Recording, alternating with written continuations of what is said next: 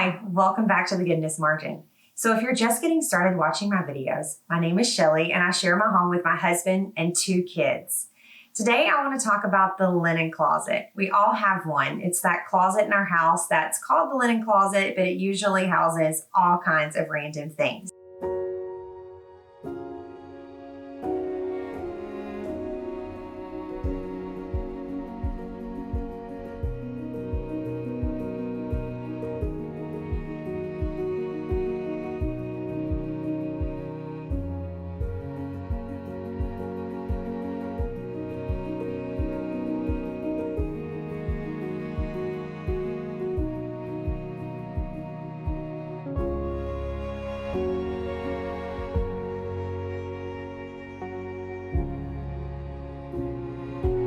So before we get started, I just wanted to address a couple of things.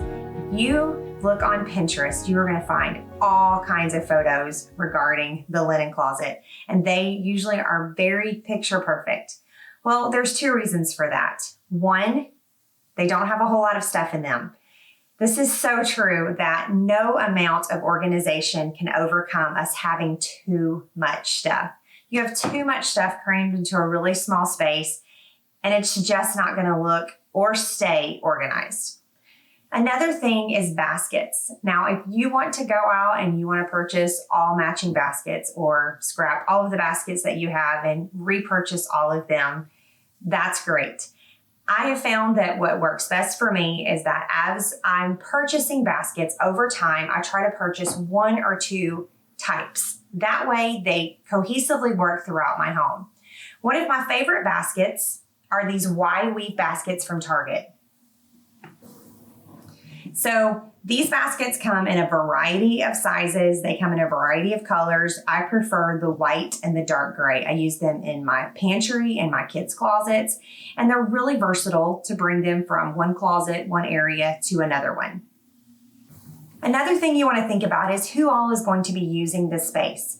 My kids come in and out, and so I need to make sure that the things that they need are accessible to them and it's easy for them to get what they need without making a huge mess. All right, so let's get started going through the closet.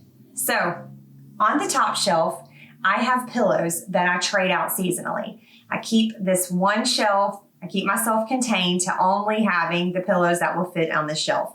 These are pillows that I change out for holidays or seasons on my couch or other chairs or places in the house. The next shelf here is for bed sheets.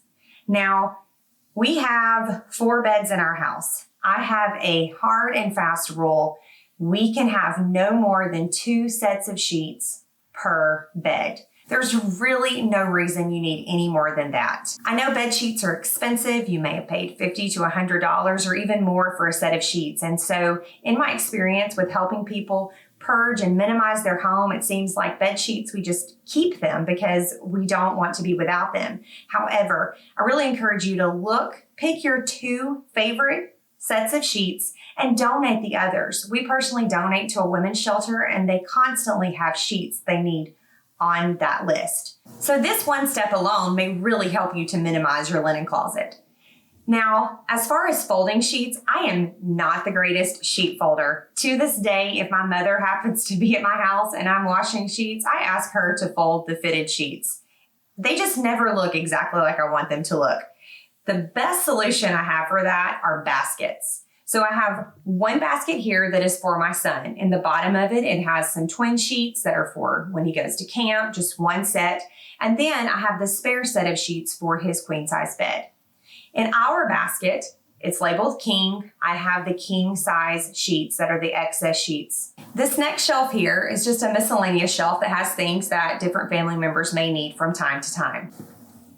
In this basket, I have shipping supplies. I've got some tape, some priority mailing envelopes, some poly mailer envelopes. I like to sell my kids' clothes online if they're a really good brand. And so, or if I'm shipping something to a friend or a family member, it's really easy for me to grab this basket, or anyone in the house who needs to ship something, they can find exactly what they need right here. Now, this next little area is for batteries. I have tried several ways to store batteries. I've used those really nice looking little plastic bins that you can get on Amazon. It's hard, clear plastic. However, because my kids get to the batteries and they use them because let's face it, kids use batteries a lot, they tend to break. I've had quite a few of those break. And so this little plastic bin seems to work really, really great. It has 3 drawers, and I've labeled them specialty batteries, AA and AAA, D, 9 volt, and C. And so it's easy for me to open it up and see, okay, we're running low on these batteries. Next time I'm at Costco, I'm going to buy a sleeve of these batteries.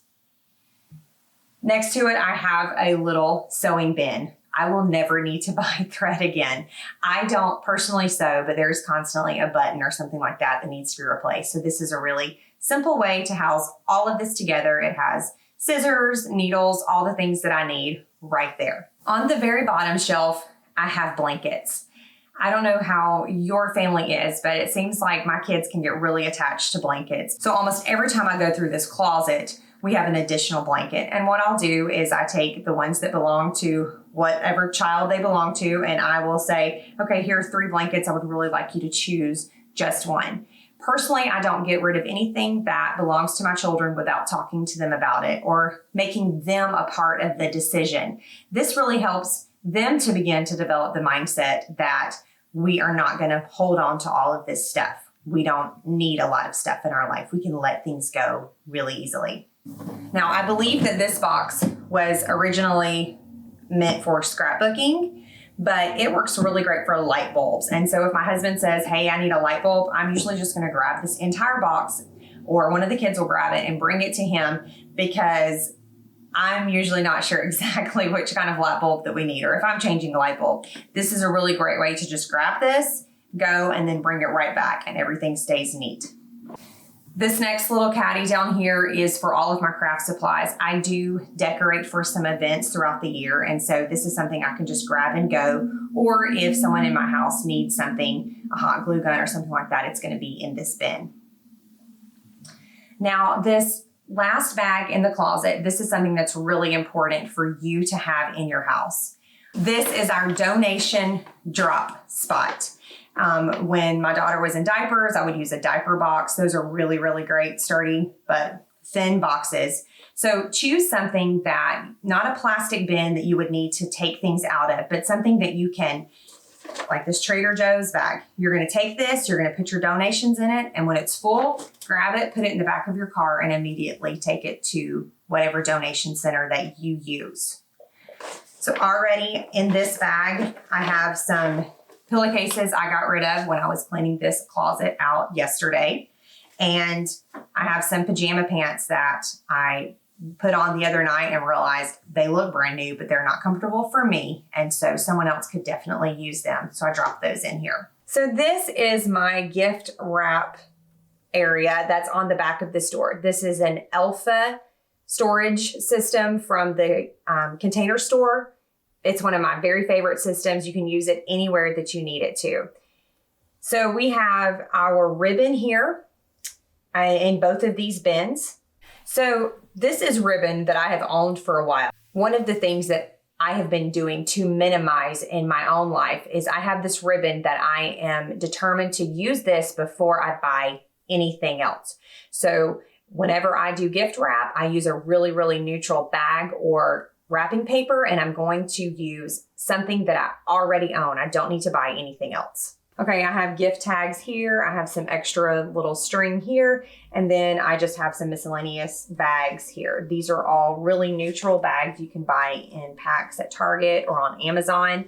And I will use my tissue paper. I have a variety of tissue paper. And again, this is something that I've owned for a long time, but I'm determined to use what I have before I purchase more.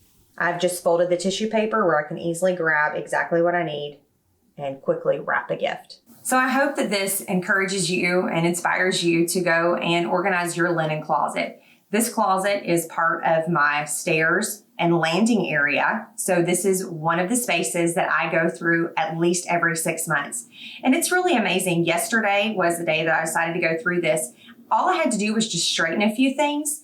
And I did take some pillowcases that I realized they were old. I didn't need them anymore. And I put them in our donate bag. It is really easy to keep up with maintaining a clutter-free home if you adopt the system that I shared in another video. I will link that below. So once every 6 months when I go through this closet, It's a really easy process. So I believe that keeping simple, well-organized, minimized closets are just another way to add that margin to your life. If you enjoy these videos, I encourage you to subscribe, click the bell so you can be notified for the next videos.